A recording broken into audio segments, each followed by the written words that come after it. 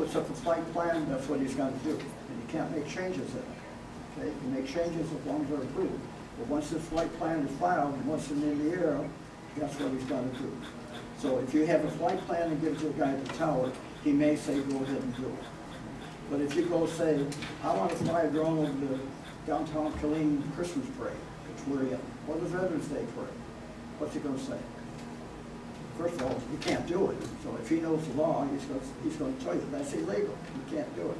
Right? If it's something that's beneficial to society, like a wildfire, and they don't recommend unexperienced people doing it, but if they got nobody around, the only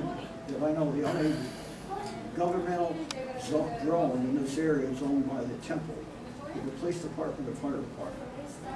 So if you live in Copper's Cove and they need somebody to see where that fire is going to spread, for example, the wind over the river or whatever, I would say that probably somebody would say do it. And then you get involved with the ham radio people, if they're an emergency disaster. So, does that answer your question? The law is a lot bigger than that, but those are the basics. Those are the ones that don't do it. Okay? You have any questions?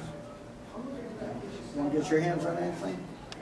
The Raspberry Pi, I highly recommend you look at least the desktop. You can see the young ones automatically.